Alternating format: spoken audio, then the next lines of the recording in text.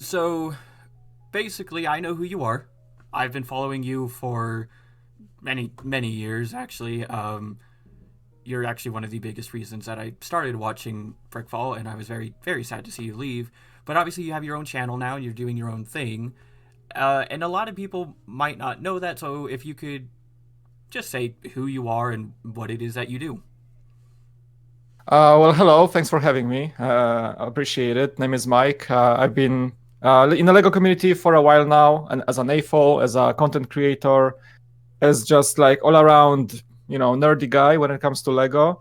My story with Lego, just I told it so many times, but to be brief, I moved to the US at the end of 2014. As you immigrate and get to a new country, I was trying to like set up my life here. So few of the first jobs were retail jobs. Long story short, I ended up in a Lego store in I think 2015, if I think. So that was my first introduction back to Lego as an AFO. So that was the official ending of my dark ages. Getting hired in a Lego store, which was close to me, so it was pretty cool opportunity. And then buying my first Lego set, which was I think a city fire truck for my daughter, and that was the first set I had in hands after like 15 or something years Oh, wow. of not playing with Lego, and it was glorious. Like I was thrown into this mix of brand new, 20th century Lego that I was not familiar with all the new techniques and everything. So shortly after I started working in the Lego store, there was this guy named Jack that would come over to the Lego store and buy like hundreds of Lego sets, hundreds of dollars of Lego sets at a time. And we kind of, befriended. We kind of started talking. He was from Brickvault, obviously, and I was looking for a full-time position somewhere. So they kind of offered me a position as an editor, as a like helper in the studio, and I took it. And that's why my journey with YouTube began, creating videos for them for about 3 years. It was pretty fun, and then we parted ways, and I started the Cool Factor, which is my current channel, the Cool Factor. And in the meantime, somehow I started working together with Beyond the Brick as a collaborator, a correspondent, and it's still going. I mean, the pandemic kind of cut our plans for different conventions this and past year, obviously.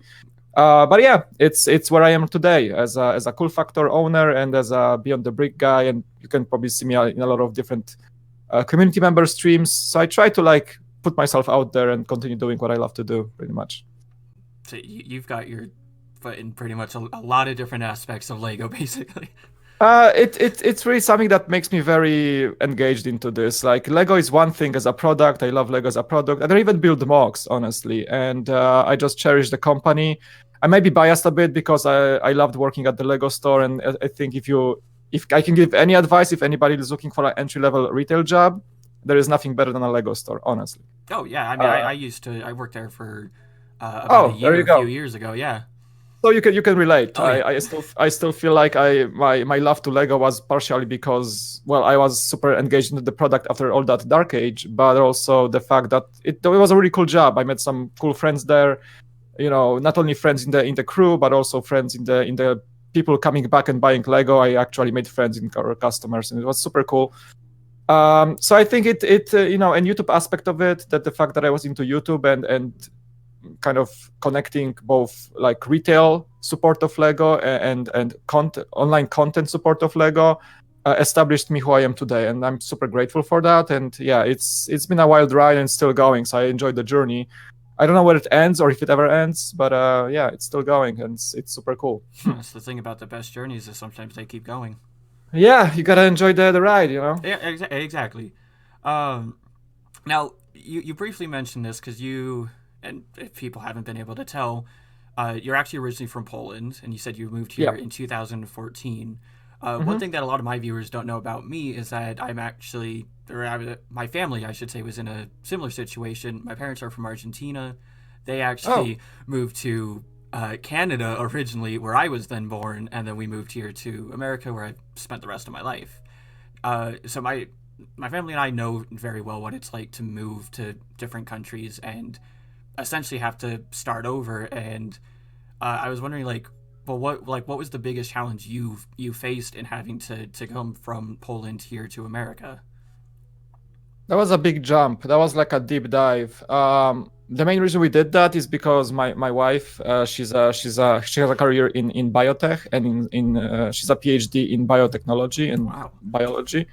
So when she finished her PhD in Poland, there was, usually as a person like this, you kind of looking for opportunities abroad.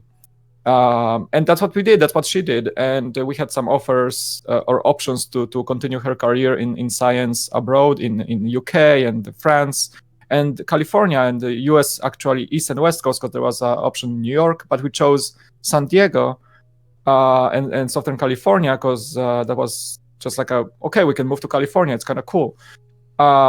And yeah, we decided we decided to take the jump. I had a 2-year-old daughter back then, and the second of my kids was born here. But the biggest challenge was to just take that dive and just leave all the life back in Poland. And it wasn't just like we knew like it was a long-term thing. Initially, we thought we would go for just a visa term, which is like 4 years, and then we'll take it from there. So the plan was to stay here for 4 years. She would finish her project that she was assigned and her grant and everything, and we would move back to Poland. But in the meantime, we started enjoying living in the US so much and in California that we applied for green cards and we got them, and things became more serious. And just last year we purchased a home.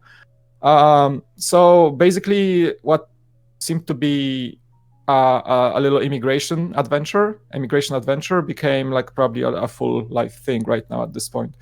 So probably not many people can tell this story, but the challenge was just switching cultures, trying to raise children in a different country, having family, all across the pond, as they say. I think that's the challenge I still struggle with. It's been 6 years, and I think the biggest thing I miss about living in Poland is the closeness, of being close to your family, and especially in the pandemic, it wasn't easy on me and on my family, just trying to keep up the connection via Skype and whatever. But it felt like you feel isolated and distanced a bit, and it still keeps kind of going. Yep. But we decided to like put our roots in the US, and that's where we are right now. But yeah, I would say that was the biggest challenge, to just like leave everything behind and try to start something new with not much of an experience living in a different country. Yeah, so yeah, that's pretty much what it was. Yeah, that's pretty much what my parents told me. Now you did have one advantage over them though, is that if I remember correctly, you said you were actually learning English back in Poland before you moved here, right? Yeah. That transition was actually very easy for me. For about 2 years before I even moved, I already worked for a company in Poland, a startup company, and I was basically a technical support guy. The company was selling products, camera-related gear like stabilizers and gimbals, and they were selling this globally. So I was the guy responsible for talking with foreign customers. Oh, wow. So basically, my English was pretty solid before I even came here. But yeah, I was learning English ever since I was in primary school. Oh wow, okay. So like, not only I had like school, like I think I should cherish my parents for that, because not only I had in Poland, like actually English language education in Poland is very good. A lot of people speak English fluently. If you like go to Warsaw or any bigger city and ask anybody randomly on the street, probably they will answer in English if they want, if you ask them in English. So that's a big deal in Poland. Like everybody knows English language. You have it in schools, you have it everywhere. It's very easy to start learning. But on top of that, my parents, I had, I think, 2 or 3 years with a family friend who was a native speaker, a British person. And I would have classes with him like privately after school. And my parents just invested in making sure I know English very well. So it was beneficial as my life progressed. I needed English more and more, and then practice it in my work. And then when I moved to the US, like I feel like home. It's I can speak freely, and I even think in English at this point very often. So even though we use Polish at home, everything else beyond home, it's English or Spanish sometimes. Yeah. I mean, especially living in San Diego. Yeah, I'm still like getting my Spanish skills up because my younger daughter, she was in a Spanish daycare, so she brought some Spanish home, and in order to help her like communicate more in 3 languages, English, Polish, and Spanish, I tried to catch some Spanish, and I'm still in progress. So I know you probably speak Spanish fluently. I don't yet, but yeah. Grew up speaking it, yeah. Yep, exactly. So I was wondering though, because so you came to America, obviously talked about that. Hmm. But what is the thing you miss? But I'm gonna say besides family, because Hmm. we talked about that. What's the thing you miss the most about Poland, and what is your favorite part about America? I think I miss the food I can imagine, yeah. a lot. I don't know, like I do have like a little deli store that I go to for my Polish fix when it comes to like, I don't know, sausages, ham, sweets. It's a Russian store, so they sell everything that's from Poland and Ukraine and Russia. So I'm pretty familiar. So it's like it's good to have such thing like this in San Diego. So I miss the food and I don't know, maybe the seasonality. So in California we have sun and sun and sun, and I love sun, but I don't realize that I sometimes miss like a proper snow day, for example. So there are things from Poland that I know it's maybe a different either weather seasons or food it is, but those are like pretty cliche things to mention. The culture is different always. So some people will say a typical Polish person is kind of like a grumpy, will not talk to you on the street, things like that. It's not really that true. I think Polish people make better friends than American people. I don't know. It's been like something I noticed in California. People are very open and friendly here, but the best friends I ever had are still back in Poland. So it's kind of like this cultural shock that if I was able to maybe I don't know, connect or merge like Polish hospitality with this California vibe to it, that would be like the perfect place to live, I think. That makes sense. Yeah. Um, so speaking of food, actually, like if I ever go to Poland, what's something I should try then? Well, you should like tour all the historical cities. You should get to a nice like one of those cozy restaurants and get a hot plate of pierogi. You should get a hot bowl of bigos. It's like a traditional Polish cabbage stew, like sauerkraut stew. When it comes to food, and well, you should see you can go to the Baltic Sea, or you can go to the mountains. Poland has everything, Man, and yeah. you can get some skiing done. But I think what people cherish most about Poland is that the country is like a hidden gem. A lot of beautiful historical cities. American cities are what, like 200, 300 years old. In Poland, you go to Krakow, and you can see like 1,000-year-old churches that are still standing. So there's that. A lot of the country was destroyed during the war, especially Warsaw. So if you go to Warsaw and you go to the old town, it's not really that old of a town. Only the foundations are old, but everything else you see is pretty much rebuilt after the war. So there's that. But yeah, I think you will enjoy the vibe, this like kind of like medieval historical lore in a lot of the cities. And I mean, I think our cooked food is second to none in Europe. So there's that. I was gonna say in Europe, I don't know if you've ever had Argentine food, but their meat is pretty good too. So I think the closest I got was Brazilian barbecue. it's very similar. Yeah, It's very yeah, a lot of like meat, like very very juicy, very aromatic meat. yeah. Yeah, there's a place in San Diego that I do enjoy for that kind of food. Yeah, it's very good. So I mean, I definitely want to go to. I want to go to Europe as a whole, but I definitely do want to visit Poland, especially like I love history, and I know there's a lot of history there. Yeah, especially southern Poland, you will see a lot of history. Like a Polish person will tell you, like if you can go to Europe, go see Poland and the main cities, and go to see the smaller villages in the Tatra Mountains. But also, people will recommend you to go to the Czech Republic, to see Prague, to see. Prague is my favorite city in Europe, actually. You can go to the Hungary, see the Budapest, like all the like middle Europe, like Central Europe, sort of like Eastern Europe. It's a wonderful trip especially for someone who's from the other side of the globe, from South or North America. I think it's something very special. Like when I lived in Poland, like doing a trip to every adjacent country, like every summer, that was like a big highlight of my younger years. either going a road trip to Prague or seeing Germany or France, Paris, or it's like it's so cool because Americans don't realize they have these huge states.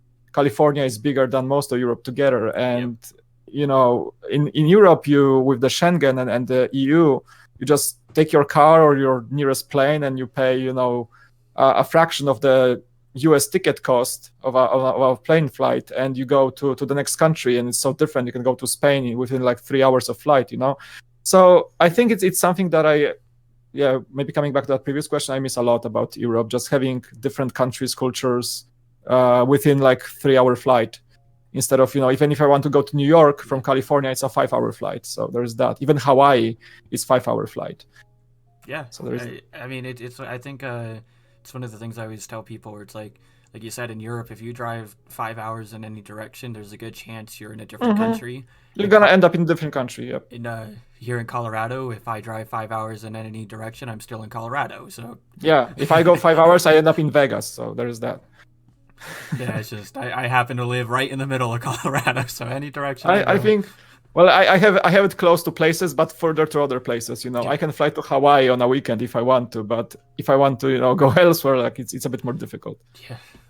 Yeah, and I mean, and I've had years and years ago, almost 10 years ago at this point, I was very fortunate enough to travel with a very large group of people. We mainly went to Asia and Mexico. And a lot of the European friends that I had didn't, like you said, they didn't realize just how big the U.S. was. Yeah. They're like, oh, we're going to go to New York on the weekend. Oh, yeah. It's not going to happen. My father, they would arrive to visit us, and he was like, oh, I'm going to rent a car, and I'm going to hop to Vegas this day, and the next day I'm going to go to Grand Canyon. It should be fine. On the map, it doesn't seem that far. And do you realize it's a 10-hour round trip to go from Las Vegas to the Grand Canyon and back? Do you realize that? It's a huge, especially since the you just go and there's like hundreds of miles of just straight freeway for miles on end. And desert. So and there is nothing but desert. Like it's cool when you first see it, but it's not cool when you have 5 hours of seeing it nonstop. Yeah. Yeah, you gotta be prepared for that. Yeah. Can you imagine? I've been living in San Diego for 6 years and I haven't been to Mexico. Yeah, I can imagine. I don't know why. I don't know. It's because I love Mexican food and the culture, but it seems like San Diego has everything you need. Yeah. For your Mexican culture fix. One of my best friends lived there for actually my two closest friends both lived there independently for a few years, and both of them have said the same thing, that it's a good hot pot of culture and there's pretty much everything you need there. Yep. I mean, people say you can jump to Tijuana for a taco fix or something, but you jump to Tijuana and you have to wait 4 hours back on the border to get back to the US. So I don't know, it never encouraged me to do so. Yeah, which is why I'm not surprised you haven't gone yet, because that alone. Actually, this is a side question. I know that the one of the US naval fleets is situated in San Diego. Have you ever gone and seen that? Yes, I think that is the 3rd Pacific Fleet. That's one of my things. If you ask me about my favorite things about San Diego, I can say the weather. The city is really nice. It's like this vacation vibe. For example, I hate LA and I love San Diego. Yeah. So there's that. San Diego is a great place to live. And me as a crazy military nerd and an aviation fan, having 3 or 4 marine aircraft bases and a naval fleet base here in San Diego is something really cool. I can go to downtown. Go to Seaport Village or Embarcadero Peninsula, and you see 3 aircraft carriers just standing in the port, just like that. So yeah, there's the whole naval base with missile cruisers and destroyers. You have a submarine base, Los Angeles class, I think, or whatever. But yeah, carriers are cool. Every time a carrier goes to port, you can kind of pinpoint the day they're gonna come back. You can go to Point Loma and I think I even had pictures on my Facebook when I was photographing an aircraft carrier returning from a trip from a high vantage point of a Point Loma Peninsula in San Diego. It's the entry to the port where all the military is stationed. It's really cool. Yeah. For me especially, and they have the Coronado aircraft base, which is you just go as well to Point Loma, and you can see the F-18s or all the aircraft or the C-5s just taking off, and you can see them. If you have a good lens, you have excellent photography. If you want to do it, there's a Miramar base, which holds an air show every 2 years. or every year actually. Yeah, there's a lot to do when it comes to like aviation fan. You know, ospreys flying above my house every day. So yeah, it's pretty cool place Wow. for a Yeah, person like that. I Yeah. have closer to where my parents live. We have Buckley Air Force Base out here, and every day Hmm. we're seeing the jets flying over. Yeah. I bet the pictures you took are quite something. Knowing you in photography. I'm more into video, but I used to have this long lens camera, like a Nikon. I sold it already, but I was more into it like a few years back. Now I'm more into Lego.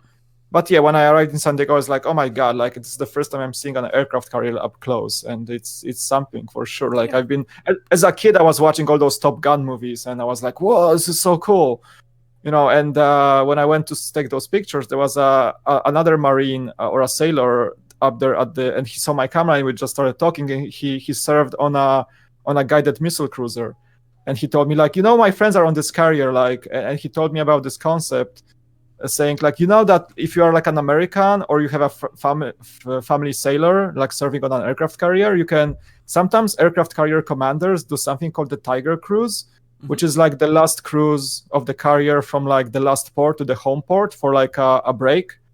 And usually when it happens, they kind of disembark the carrier, or the flight wing is actually disembarked for other base, and the carrier hosts a full cruise for sailors and their families, and they do air shows, they do like launches from the deck and all the cool stuff. And if you know somebody, you can actually sign up and like pay like I think like $13 per day or something, and you sail on an aircraft carrier for like 7 days. That doesn't sound And, too like bad at all. I would love to do it, like, but Yeah. yeah, it was my first year in the US, and I talked to this guy. I was like, how do I know somebody that's serving on an aircraft carrier? How do I get embarked on the aircraft carrier? That would be cool. Well, I mean, living in San Diego, I'm sure you'll have plenty of chances to meet people like that. Yeah, That could open yeah, that yeah. door Right, for you. right. Yeah, right now I live close to the military base as well, so there is a lot of Marines and other people from the military here. I can see people in their uniforms all day, pretty much here in the neighborhood. I mean, because even if you're not a military fan, something like seeing the aircraft carrier or even having that opportunity is still incredible. Yeah, you know, San Diego, I think the number of people embarked, like enlisted in the military here is like in the tens of thousands. So there are entire neighborhoods just for military housing. The half of the Coronado Island is just the base and the housing for the base members. When I lived in La Jolla, it was, you know, university was I lived close to the universities because of my wife, but university has their own neighborhoods, but next to that we have military neighborhoods, just like apartments only for the Marines from the base, for example. So Oh, um, now you said that if you had the opportunity to go on the Tiger Cruise, you would, and I know that you are also a fan of SpaceX and Tesla and all that. oh yeah, So absolutely. if you had the chance to go to Mars, would you take it? You know what? Probably a few years ago, I would say yes. Right now, it's family is more important. So I figured you would say that. if it was at risk for like leaving my family behind, no, absolutely not. But if I was like some single guy, like being as nerdy as I am, I probably do it. What if it was like an 18-month journey that you knew you would be able to come back from? I don't know, man. I still Family think is really important, yeah. family. No, you know, I have two girls now. It's they're everything to me. So nah, probably not. Yeah, yeah. I mean, and that's completely understandable. I don't like for me. I like the idea of going to Mars, but I don't know if I would do it. Like I think we're gonna witness in our lifetimes. We're Oh gonna yeah, witness like a crewed flight made by SpaceX. oh yeah. One And of I the think that's one of probably the gonna be sooner than one we of the think. yeah, one of the starships that when they stop blowing up. Yeah, Speaking of the SN9, you know, rest in pieces, SN9 and SN8. Onto the SN10, as I we say. have yeah. It was actually yesterday as we were recording this. The spectacular fireball of flame and scrap metal. But it was glorious. It was glorious. I'm a big fan of SpaceX. I'm a big fan of Tesla.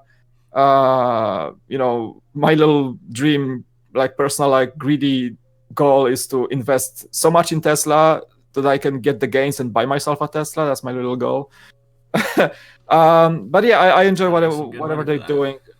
I need I try to invest as much as I can, but yeah, I love what they're doing. I think Elon has some real, like, you may hate him as a person. He has some controversial things going on around him, but you can't deny that this guy delivers. And Mm-hmm. his inspiration, his visionary approach, it's something that we haven't witnessed in like high tech market, or since like Generations. Steve Jobs or something. Like even Steve Jobs was not that much of a scale when it comes to innovation. Like he did the iPhone, he did amazing things for like humankind connectivity here on Earth when it comes to just devices, smartphones, and everything. And Apple just is what it is today thanks to him.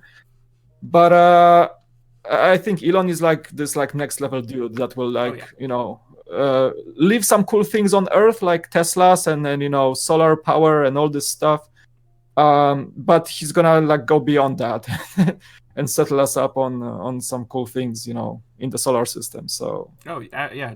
Absolutely. I mean, I've been following SpaceX for a long while now, and I think it was in last night's stream that you said mhm. that you know they like people were laughing at Elon when he said that he was going to launch these rockets and they were going to land back on Earth and be reusable, I and now he remember made that's it routine. yeah.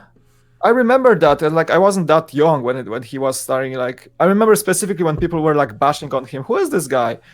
And he said like, I'm gonna make an electric car that anybody can buy, like most people. Like, ha ha ha, it's not possible, dude. Like he made the Tesla Roadster, and they're like, oh, that's too expensive.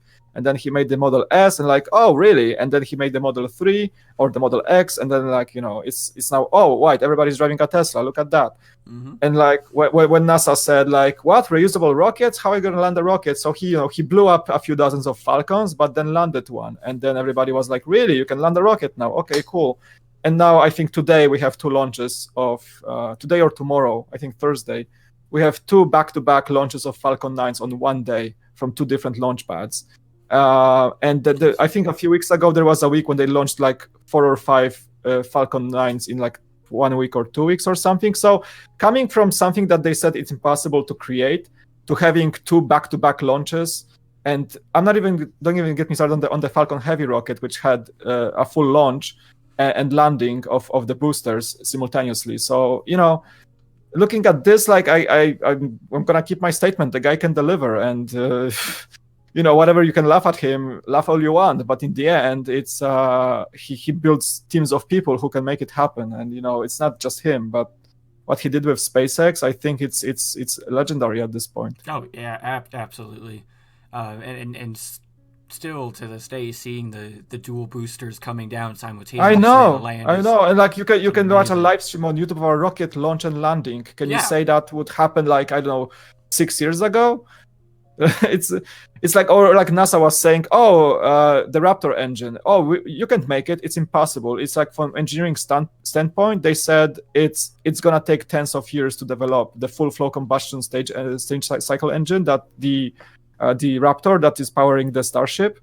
It's an experimental engine that NASA was calling impossible just few years ago. Can you imagine? And he made it happen, and he flew 3 of these yesterday for like 5 minutes, and it like one of them blew up, but But you gotta learn.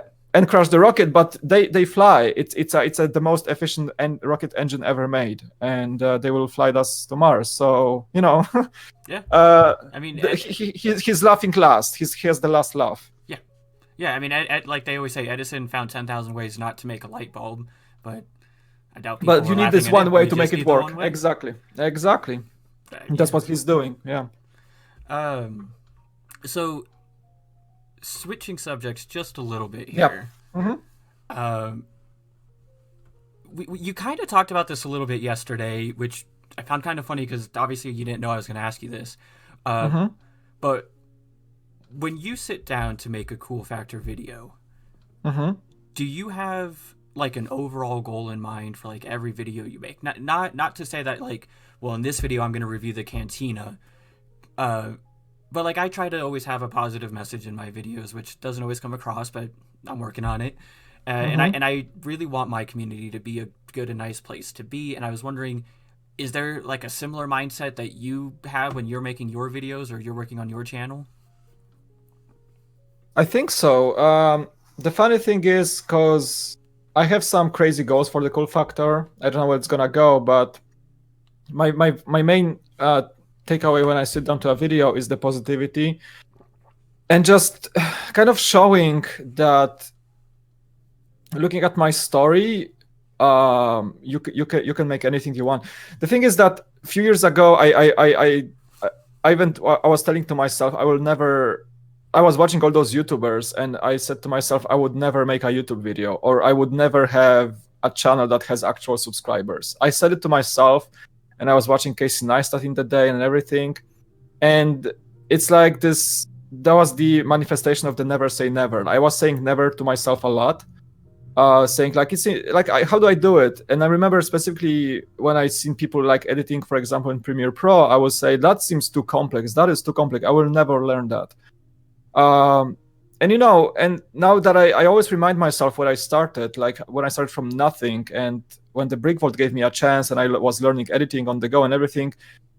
I think it comes back to me with every video I make. So when I start a video, it's like the message is, well, here it is. A dude that thought that would never make a video now is making a video to 6,000 subscribers, and growing. Yeah, like the pace is not that fast, which is okay because I can enjoy it more. But yeah, my message is. I continuously have this thing because people come back to me and I never stop thinking about this, that they say, hey, I watched your video and it inspired me, or you brought me back from my dark age, or you made my day, or there's always something. And even if one person says that, from like, I get 1,000 views and one person says that something changed in their life, in their day, in their week, whatever it is, because of my video, that means like more than all those views I would get elsewhere, And I think I just keep that in mind whenever I make a video. It's like, I think this video I'm making right now. I'm pushing the record button. I'm sitting down. I'm trying to convey my personality onto this camera, this black box on the tripod. And I say, you know what? This is going to be the first video that somebody will ever watch on my channel. I know the subscribers will see that. I know people that know me will see that video. But imagine that one person that never seen me before, and they're gonna see this video. This is my first hello to this person, and for that I have to make it the best possible. So I treat my every video like the first somebody will ever watch.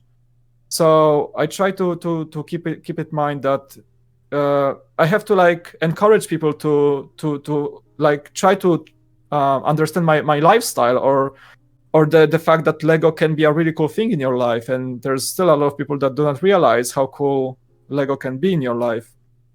And my channel, my main goal, my main credo, my main takeaway from doing all this is that if I can get one more person to figure out that they need something like Lego in their lives, maybe they're depressed, maybe they have a rough time, maybe something is happening. For me, Lego is remedy for most of these things. Yeah, for me too.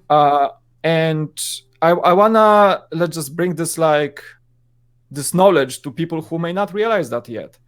And that's why I'm saying, like, because I know, like, I have really loyal fans and I'm super grateful for them. And I keep them in mind every time I make a video. I know I try my best for them to enjoy it.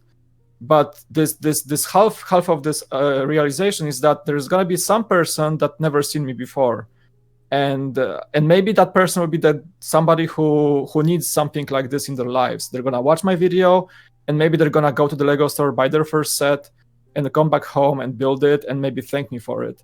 And that means I changed somebody's life. I had some impact. I did something right. Right, so I strive for quality and everything, but production value is secondary when it comes to because I try to improve it and everything. But you can only get that good at video audio quality. But in the end, what impacts the most is what you deliver with that video. What people will take away from it. Like, is it something positive, or is it something that they will forget soon?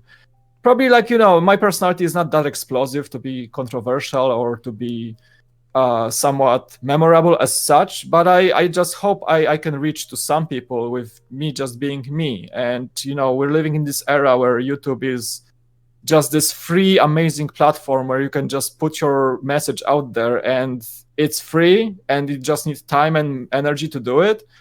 And it's never been like this before in the history of the world, when you can just like put your face on the camera and immediately you will have a few hundred people seeing it, no matter how big of a channel you are. And it's amazing. So I try to cherish this power. I think it's oh my god, I'm gonna use the cheesy line here: great power, great, Yeah.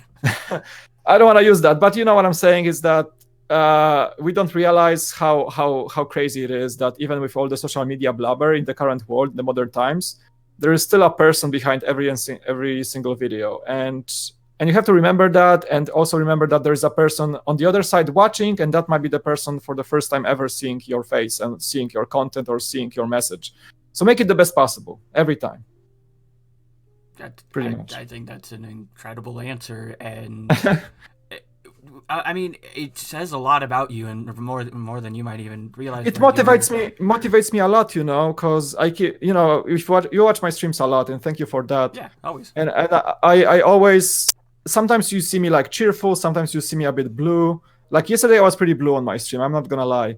It's just life gets in the way. I'm an adult. I have responsibilities, work from home. There is a lot of more boring stuff than Lego happening in my life, and sometimes this stuff gets to me, which is like, I have this discrepancy of what I want to do in my life and what I'm doing in my life. I would love to do more Lego, obviously, but I can't physically because the circumstances are the other way around.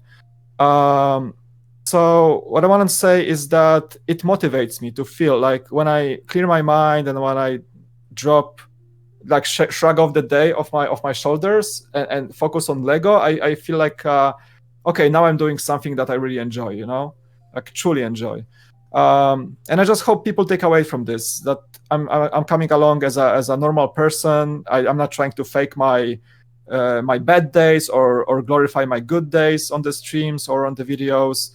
What I'm trying to do is just like try to be positive every time, and hopefully people will take it away mostly.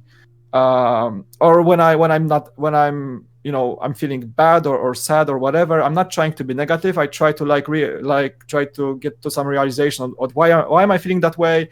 I'm very honest with my chat, so there's that as well. And as much as I would like to deny it, chatting on live streams really helps me. It's especially when you're like working from home, kind of on a lockdown.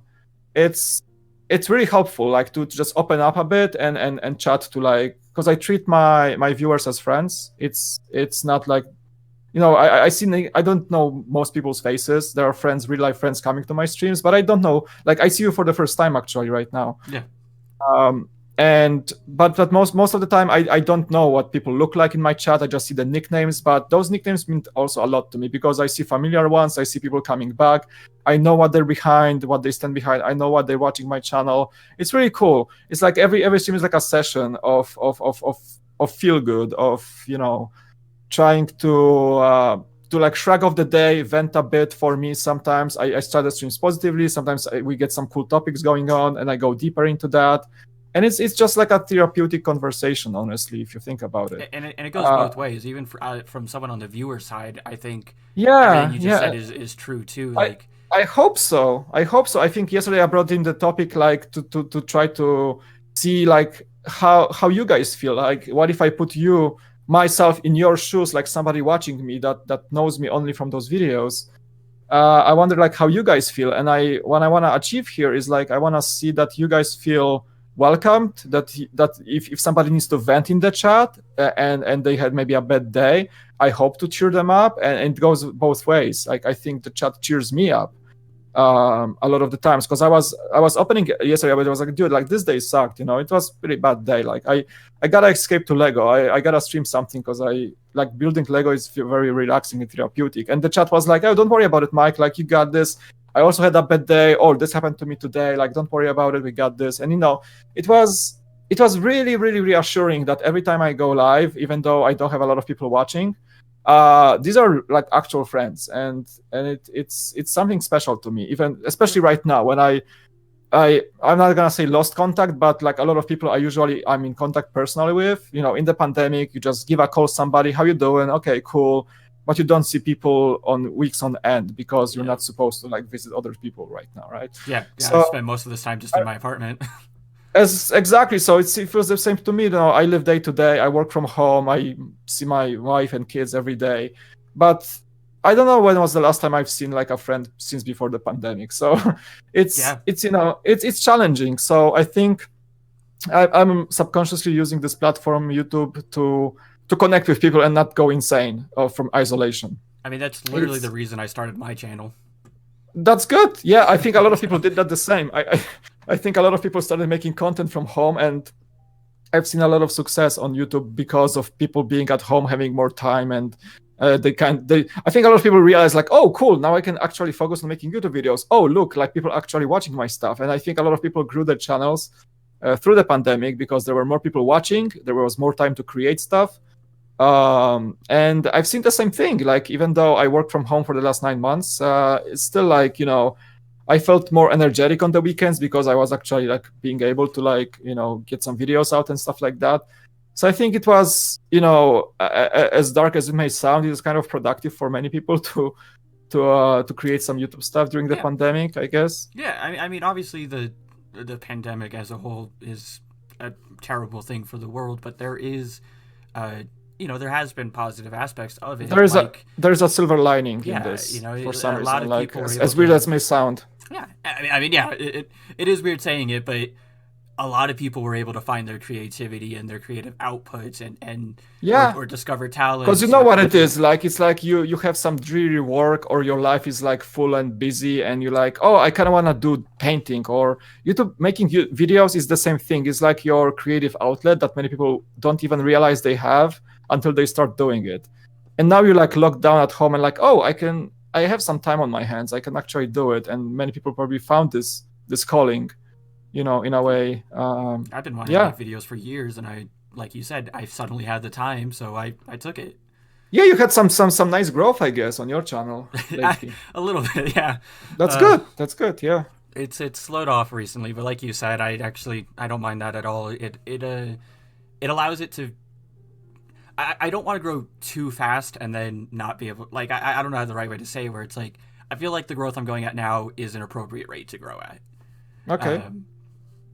It's just I like there was a short time span where I had a giveaway and I jumped up like 600 subscribers in a week, but I don't feel like in the long term that didn't really help the channel as much as I thought it would. Because that's one of the things about YouTube. You don't want those spotty subscribers. You want those loyal subscribers. So exactly. If you have like if like myself right now, I have like what I don't know, like 10 subs a week or something. It's not crazy, and I don't mind. But I know when people subscribe, there's a reason they do so. So everything that like I don't buy subscribers. I don't hack subscribers. I just wake up every day and like, oh, there's like 10 subs overnight. Like, cool. I guess these people had a reason to subscribe, and there's a bigger chance that these people will actually stay with you. Because things change. Of course, I can change my production, but I'm not necessarily changing that much as a person. So, and when they saw my video and the way I speak, the way I convey my Lego, chantra into the video. Probably they subscribe for that, and that means they might stay for a while. And hopefully, if I don't start making a persona on this channel and drastically change the way I present myself in the videos, probably they will stay. And I do appreciate those subscribers much more than people coming from like shout outs or whatever it is. It's cool, but I enjoy the most people who actually come back and enjoy my stuff and help me grow just by watching, clicking those likes. Yep. It means much more than having 100 subscribers that came from some giveaway or something that just wasn't the thing you were giving away. Exactly. And they probably won't ever watch a video again, as drastic as it sounds. I mean, it's from my perspective, that's completely true. I mean, like I love doing giveaways, and the intention was always because I just wanted to give back to the community. That's a growth technique, of course, if you want to get the numbers up. But YouTube is a long-term game. I feel like I'm here for a marathon. I want to see where I am like a year from now, 2 years from now. I don't expect myself to jump overnight for like 50,000 subscribers next month. It won't happen, especially with my pace. I take very careful steps.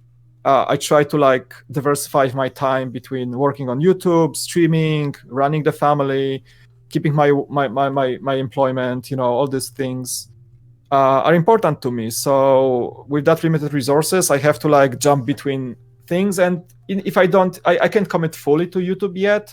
And I know with that in mind, I won't be able to like supercharge my growth at all. It's not even possible.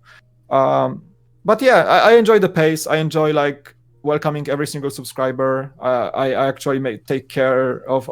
I see a lot of, maybe not a lot of, but eventually I would see new people in the stream saying like, "Oh, hi! Like I watched your stuff from the past. I didn't know you have a channel. Welcome, welcome, welcome." And I make sure I take my time to welcome those people, because these are the people who are building the foundation for the cool factor, and I think they will be in here as long as they are into Lego. I hope they're gonna be watching me as long as they're into Lego, because people come and go. You gotta realize that people grow. Some people become AFOs, some people don't. Some people will watch me right now, but maybe a year from now they will enter their dark age and will never see me again for the next 10 years, as long as I can make content. But you gotta coming back to my previous like explanation, every video you make is possibly the first video somebody will ever see. It's not like you're catering to subscribers, obviously, but you're also catering to people who are just about to discover you. So keep that in mind whenever you make something. Yeah. Man, I brought up a lot of questions there. One thing I did want to say before I got too far away. So I think it was probably a week ago at this point, maybe Friday.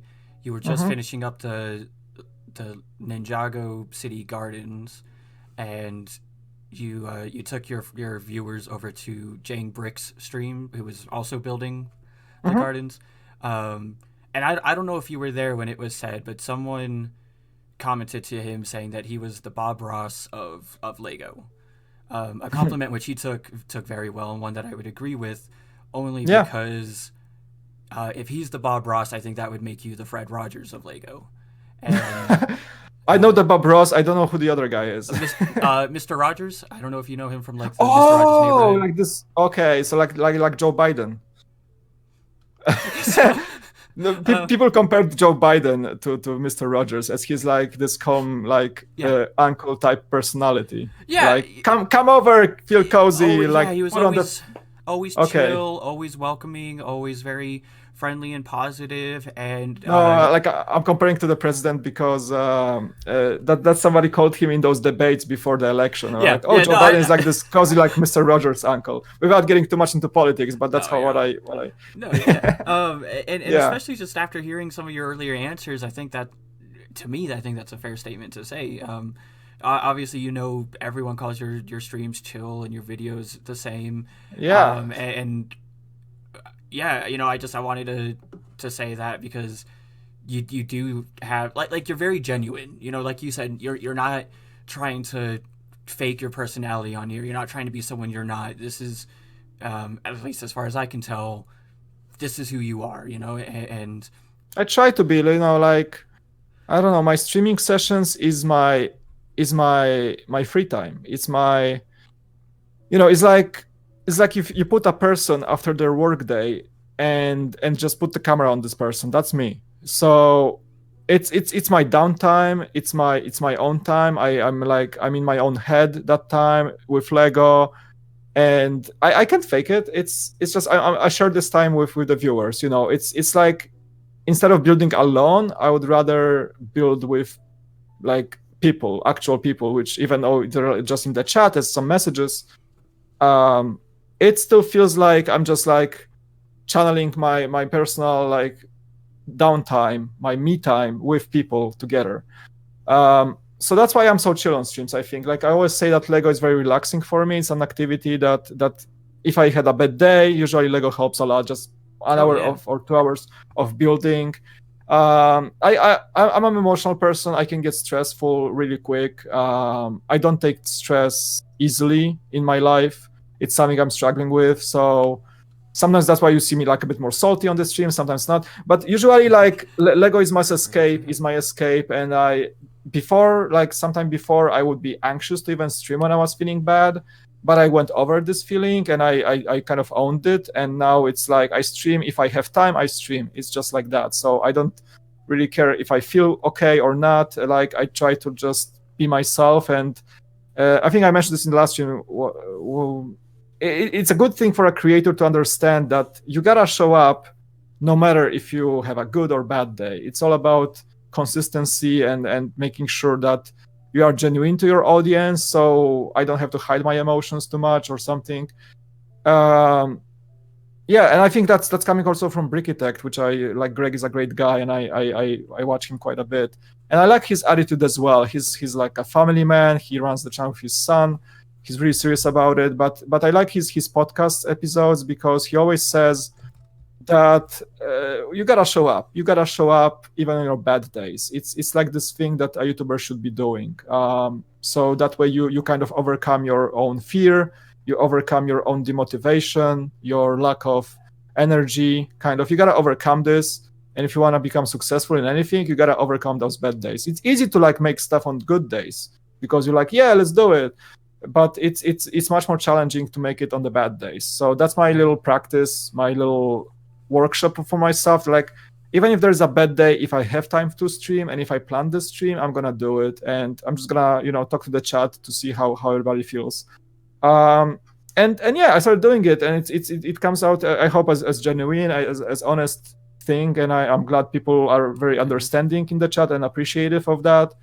I do appreciate it, and it actually again, it helps me. It really helps me. Like, I usually feel pretty chill after the streams and pretty calmed down, and it's just a better feeling overall to shrug off the day together with other people.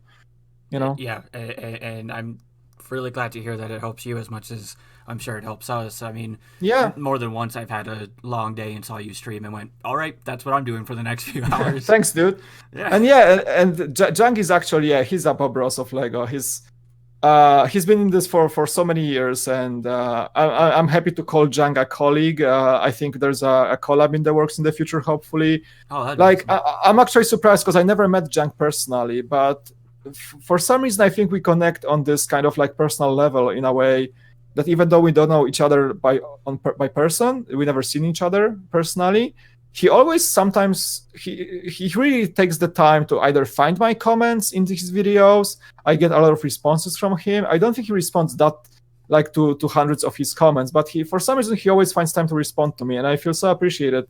And I'm happy to like support him in his streams and everything. And he's the type of creator I look up to because he's the legend among Lego community. His quality, and like I cherish him not only for his personality and for the way he presents himself, the way he shifted with the COPPA thing. Like, he had a bit more of a non-face channel before, but now he shifted to comply with the regulations that were, it's another story, Yeah. But but he did that, and I cherish his work ethic, his drive to continue doing and growing his channel. And like, also his quality of his videos, the way he works with light and sound and camera quality, is like something that resonates with me a lot, because I always looked up to him. I think he's the best creator on YouTube, pretty much in Lego community. He's the most legendary. There are many channels after him that are growing very successfully, but Junk is the OG YouTuber, and he never stops. It's not like he stopped 5 years ago and just took all the rewards and just keeps. I think his channel is evolving, and he knows how to adapt to different situations. His Patreon grew a lot.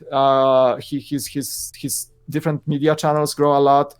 He made it a full-time thing, more successful than ever. And he's not only an inspiration, but also a motivation. Something I look up to be in the future as the cool factor. It's a lot to say about Jank, and I'm so happy I can call him a colleague. Hopefully I can meet him in the future and call him a friend.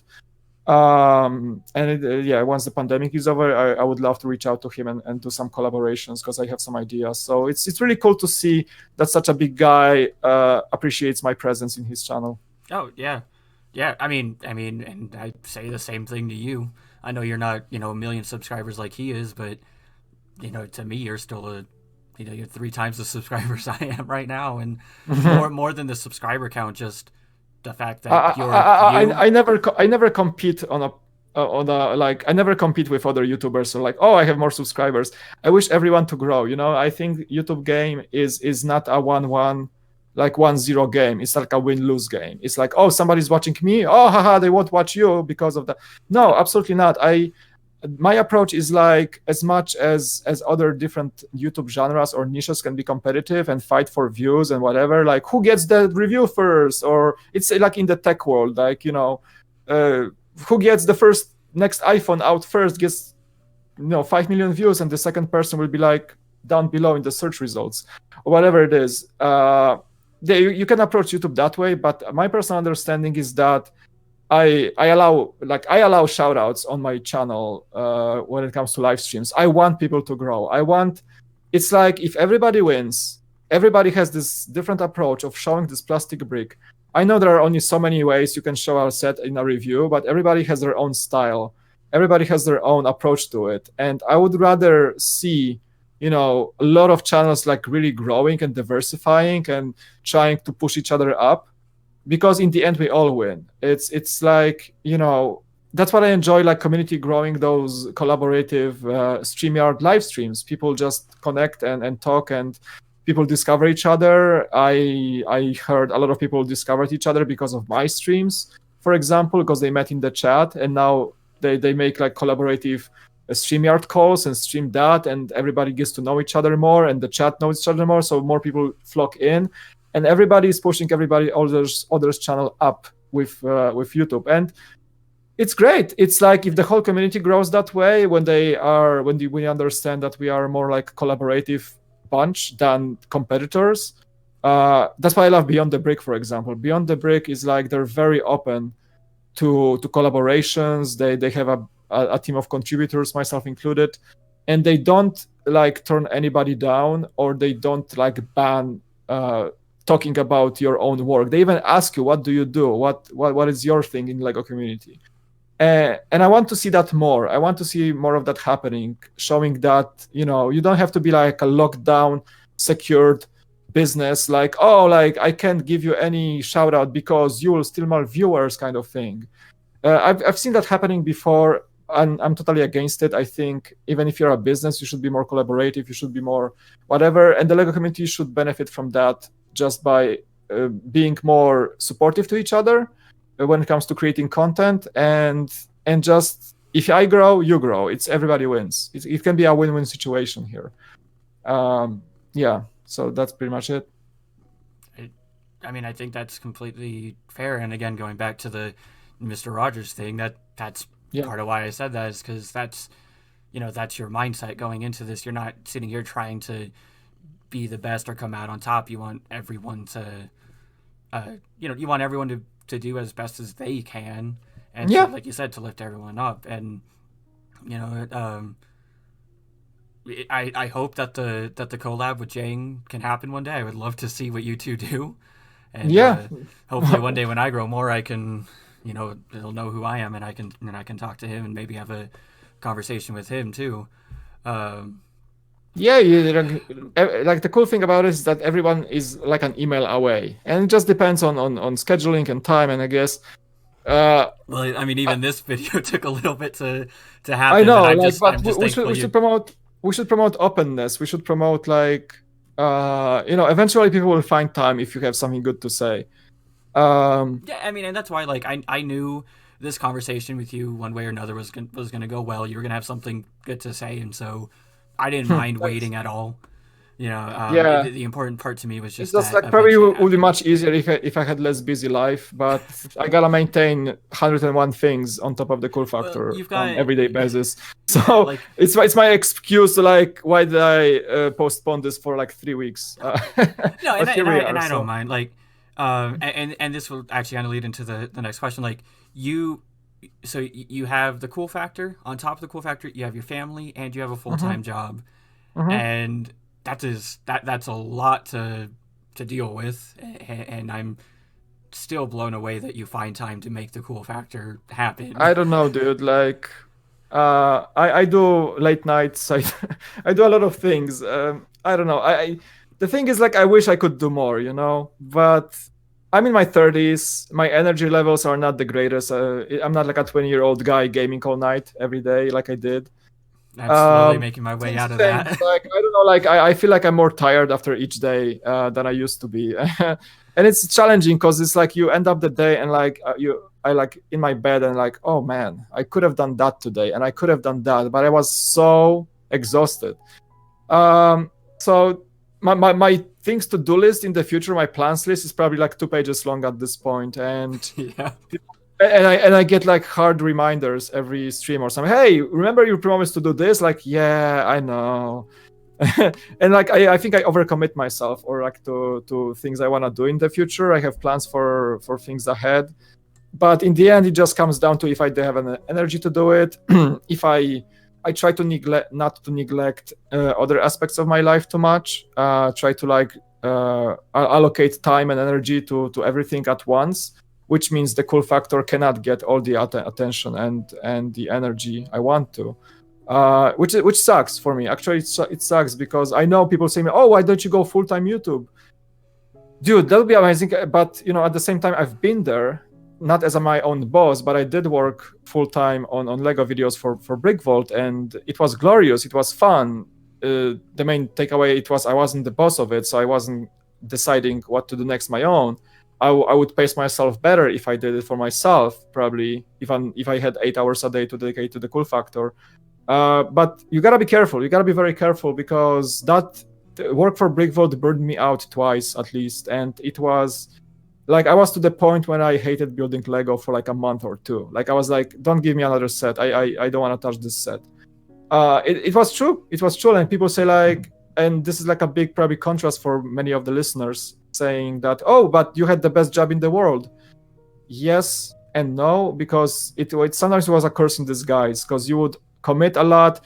You have this passion to Lego. You love the product, but the amount of work you sometimes have to do to get it done by the deadline, it was like if things like that stack up and you get to this point when you are overblown or overwhelmed with the thing you gotta do, and people are waiting for your work, then it becomes a problem. And I put some restraints in my life, trying to make sure I don't overcommit myself to certain things. Like I put a lot of energy into everything I do, but there has to be a certain point where I just, okay, break right now, take a break, relax a bit, come back to it tomorrow. Because I didn't have those breaks before. I didn't have those restraints, those fail safes in my life. So I would spend like an all-nighter at the Brickvault studio, pulling off a video for the next morning, and my wife would be at home waiting for me. And like few of those times, that was like, okay, that's enough, And whenever I said it's not enough, then I burned myself out, and you gotta be careful. So right now, my life is, I think, in a good balance between what I do like as a paid job, what I do as a hobby, which starts to bring some revenue, hopefully, to just cover the cost of the channel. But I gotta be very careful what I put the resources, and Yeah. some of these resources have to go to actually resting, enjoying the life, enjoying Lego off camera at the same time, because you gotta do it as well. You can't, if you just put everything on one table, it becomes a chore and not a hobby. So that's something you want to avoid. So that's where I am right now. Yeah, and I hope like with that mindset I can grow further, and like even if it's slow growth, I can at least do it for a long time, for many years. Yeah, I mean, and like you said, even the slow growth, it'll be with people who genuinely like what you're doing and want to be along for the journey. Yeah, that's what I encourage growing. That's why I encourage people making content, because like you watch me now, but maybe tomorrow you're an actual fellow content creator, and we can like see each other's progress. We can keep each other in check. It's important for me to see that people are beginning their channels because of what I said. It's really awesome, and then I can follow along. I think I'm gonna bring an example of a friend from the community. Big shout out to Sarah Starbricks. Yeah, because I'm gonna bring her up because she's like this example that comes up to my mind whenever I feel like about a creator who started and kept going from something I said. And I think she said, like, I commented on her video in the beginning, and that single comment, I just said, like, well, here I am saying hi, keep going, love having you on my streams, glad to see you starting your own channel, right? And that was a simple thing for me to say, and I was genuine about it. But now I see her going past 700 subscribers in just a few months, and that's more than I ever had in terms of growth rate. And I feel so proud and so happy for her. And she seems like a very cool person, and like her example should shine on other creators trying to get there, trying to like turn their little Lego passion into something more. And she's like the epitome of this. She's like, this year she comes to my mind because I'm glad that I said something and it changed her life in a way, and she keeps going, and she's very successful at it, and wow, right? So that's what I want to see. That's exactly what I want to see. Yeah. So you said when you worked for Brickfault, you got burned out twice, and obviously a big reason for that, like you said, was because you weren't the one in charge of managing your time.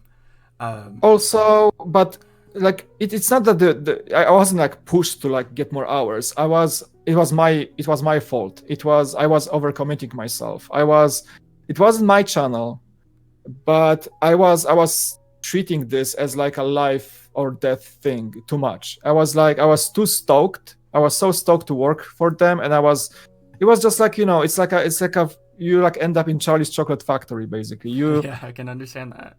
I had all the Lego I could ever imagine of having like around me every day, and we had brand new stuff, fresh sets from LAN Network, craziest mocks. The guys were investing in the biggest mocks. You are reviewing their mocks on your channel. You know what I'm talking about. Yeah.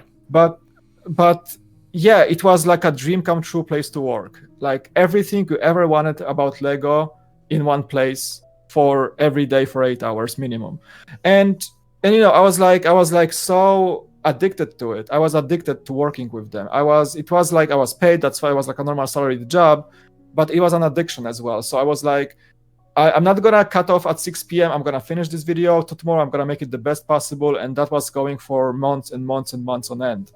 So what I didn't realize is like it was slowly chipping away from my sanity. It was, so like the more you work on stuff and the more you commit yourself to it, and and also like I kept forgetting I'm not in charge. I kept forgetting I'm not the guy to run the show here. Like I'm just an employee. But I felt like it was like the best opportunity I ever had to like show myself to the world, and that's what led to burnout. That's what led to to feeling unsatisfied with that work, because I always wanted more and more and more, and it became a chore. Then it became then the lack of motivation came, and I was slacking with some videos, and then the things piled up in the task list, and it became problematic. So I talked then to Jack, and I took a break for a week or so, and then came back. I had more energy. And then things happening again because we had new projects, things got changed a bit when it comes to production and everything like that. And it's been a challenge for a while, but yeah, like I learned it the hard way, and now I try to like make sure it doesn't happen again.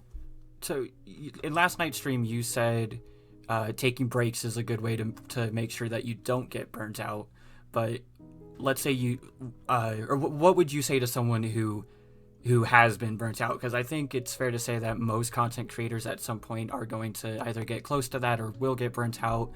So as someone who's been there and pulled yourself out of it, what's a good way to do that? Find a getaway in your life. No matter what it is, find a getaway from whatever made you burned out. For me, it was Lego. Working on Lego content was the reason I burned out. Overcommitting myself that content was the reason I burned out. So the takeaway for me was just like getting more outdoor, not looking at Lego for a week, things like that. So like spending more time with my family, like getting more into camera gear. Like my other hobby is just cameras and tech equipment, so I was more into that, but without the intention of making any content about it. It's just like maybe upgrading my camera, or like having some fun outside, maybe vlogging a bit and never editing it, things like that do not remind you of the reason you burned out in the first place. And I think that's a very cliche advice to say, but it actually helps when you If it helps, it's not cliche. you gotta disconnect yourself. You have to disconnect yourself. Like my hard reset was just disconnecting. So I took a break from Brick Wall. It's like I'm not touching anything Lego for a week at least, and it helped. But then the feelings came back, and I had to take a longer break. But in the end, in both situations, what helped was disconnecting from the main reason of the burnout, and when coming back, keeping yourself in check and keeping like a fail safe to like when you have the initial feelings of like, okay, I don't want to do this video or something, that means you probably like are not motivated to do it. And when it feels that way, well, engage the break earlier, engage like the disconnection more frequently, and engage it earlier. So when I came back, I limited my days to just 8 hours a day. I wasn't like doing like late nighters in the studio. I wasn't like saying like, okay, I can do it by the deadline. Screw it, I'm not gonna do it by the deadline.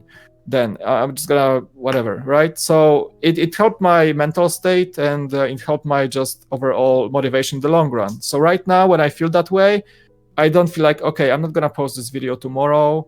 Even the cool factor, like I'm not gonna just spend another hour trying to edit this thing.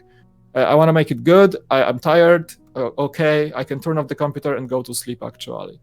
And sometimes I succeed in that. Sometimes I don't. But the good thing that I want to come back to the fact that now I'm in control.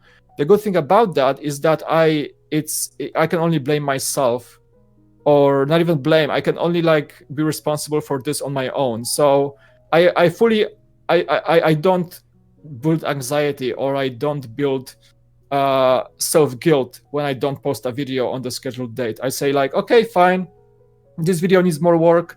I need extra shots. I need to edit a bit, but I'm gonna do it fresh in the morning. And that's what I do. And the video gets postponed by a day. That's fine. That's okay. And as long as you accept that fact in yourself, that it's fine to be late sometimes. I mean, it's okay. It sounds like a terrible advice, but when you're doing your own things, like let's see how much wiggle room you have when it comes to your schedule. So you can keep your schedules as tight as crazy. You can be a workhorse. You can be a deadline junkie. But sometimes when it's on you, and just realize what the consequences will be if you don't post that video today but tomorrow. Is that things gonna change, or just gonna have a healthy night's sleep, right? Yeah.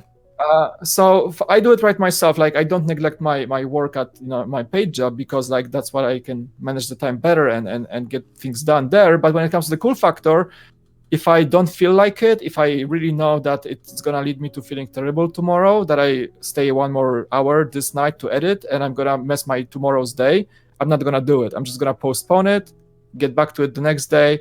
The audience can wait. So it's a very healthy realization that you are allowed to take breaks. You are allowed to take a moment for yourself, as long as it benefits you in the long run. Don't be afraid to do it, because a lot of people are committing, saying like, man, like if I don't do it, my channel will die. Well, it won't, and you're fine. And just sleep is more important, or taking a break is more important than this. So keep that in mind for anybody out there who's feeling the burnout or about to be burned out. Yeah, I think. I mean, and I think I said it in last night's stream where Yeah. that was the entire reason why I basically took the month of December off, and I worked a little harder in November to get all those advent calendar videos finished, but it was specifically knowing that, especially in December with my family coming into town and Christmas and everything, to take that time away from Lego, away from making videos, so I could basically mentally reset and be ready to go in the new year. I know we're running short on time here, so I have one last question for you, if I can, and that is, actually, it's the reason that I wanted to talk to you from the very, very beginning, because I think it was the very first stream of yours that I ever watched, or at least that I commented on, I should say. Point being, in one of your streams, you said that there's something about Lego that just makes someone a good person. And I'm wondering if you know what that something is. I don't know. I really don't know. There's some umami or some fifth flavor in Lego that makes it happen. I don't know what it is, but ever since I've been in the Lego community, I mean, Lego community can be toxic, and things can go wrong. Bionicle vote, everyone. But anyway, jokes aside, I feel if there's somebody being into Lego and doing Lego, they might be. There's a big chance they're a good person. Reason being is that Lego is not something that somebody aggressive or just not nice person would do on the longer end. It like just liking the bricks. I feel like if somebody enjoys this activity of the plastic bricks getting put together and like spends a few moments of just like enjoying the minifigures, I don't think they're usually a bad person. It's something that I've seen as a like common denomination in the Lego community, that there are some weird people out there, like people scalping Lego a lot or doing that for like crazy money, or just doing just bad things in retail market in general. Okay, it happens in Lego as well, but people who create content on Lego and who are willing to share it, who are on Instagram, on YouTube, who are on conventions, like I don't know, like maybe in my career I just met, like I didn't meet a lot of toxic people in Lego. I met a lot of good people in Lego, and that's a big majority. And I think it's more that the percentage is much higher than any other community out there, and it's just visible for some reason. I think it's just the calmness of Lego, the fact what Lego stands behind, the message that Lego conveys, that people connect to. The company itself is one of the most trusted companies, and has some ethics, has some controversial decisions as well, with some things, of course, like every company as it's corporate. But in majority, I think Lego has its right. And maybe I'm saying this because I create content and I met tons of awesome people in the Lego community and on YouTube. But maybe because I worked at a Lego store and I met customers who come to the Lego store, and I met people who are genuinely into Lego and just building Lego. And those are the best conversations I ever had. And I think those were good people. So, I worked there for 3 years and I met hundreds of people, and you have different shoppers. You have moms just coming for a quick grab for a kid's birthday. They have no idea what Lego is, but they need something for a birthday for somebody else. That's fine. But you get a random person who comes in, and you end up talking for an hour to them while on the store floor. And I had that multiple times happen. I had like 20 or 30 or 40 friends made from customers who would come in and would just talk to me about buying a Lego set. And I had those people come back, and my manager told me I had people coming back just to buy from me so I can talk to them about a set. And that was so cool. And as I met them more, as we talked about what they like, as I talked about why they are into Lego, I realized they're usually like great family people, good people. They've done some awesome things in their lives. They also try to engage their kids into building Lego.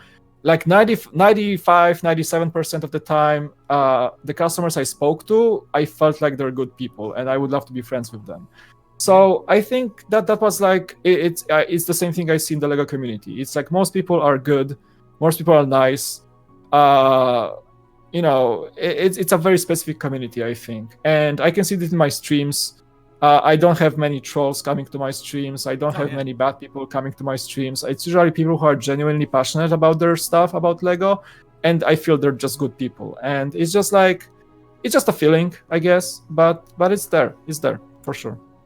Yeah, I mean, I think it's a completely true statement to say. Obviously, I see it in you. I've seen it in a lot of my viewers, a lot of the people I have on Discord, a lot of other Lego channels, even especially like Jang or Rich Boy. Yeah, people are genuinely supportive of your stuff.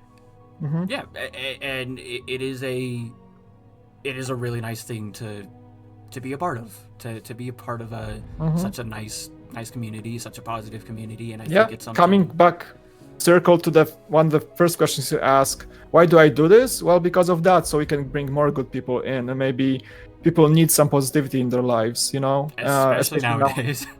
And what I said in one of the streams, I mean, maybe just to like kind of finalize this conversation, is that we have this power as a creator. We have this power to convey a positive message for absolutely no cost. You just upload to YouTube, and you can just spread that positivity. And that's what I try to do. People need positivity these days, and we have this ultimate power to actually be able to share it. And I think we should do it more and more and more. That's what I want to have people grow in between each other on their channels. That's what I want to people like really share that positivity, and maybe, who knows, you're gonna make somebody's day. You're gonna make somebody's life with your simple video. It doesn't have to be the best video, but you may just make somebody very happy. And that's what I think every day about when I make videos, pretty much. I think that's incredible. And again, thank you for helping me make this video and for taking the time to be here and answer all my strange mix of questions here. Good questions, by the way. Excellent questions. I like those. Well, thank you. My dad is a journalist, and so he's taught me a thing or two. You have a journalistic approach. Gotcha. And I figured if anyone wants to know about your thoughts specifically on Lego or your views on Lego, the best place to do that is on your channel. Thanks. And obviously, I'm going to have the link to your YouTube, to your Instagram. They're going to be in the description down below here. Thank you. Appreciate it. Yeah, I mean, of course, man. And I really do appreciate you taking this time. I know I just said that, but I really do want to thank you for that. No, thanks for your time as well. Yeah, it was a pleasure. Well, of course. Is there, as always, is there anything else you want to end on? Well, subscribe to On the Brick, that's for sure. And thanks for having me. I appreciate it. Check out my channels. Thank you for the links and everything. The Cool Factor, Instagram also the Cool Factor. And you can spot me on Beyond the Brick. These guys are amazing. So also make sure you support them. They're about to go to million subscribers this year. So I wish them. I want to be there when it happens. So hopefully it's gonna happen soon. Thanks for watching, everyone. Appreciate it. All right. Well, thank you.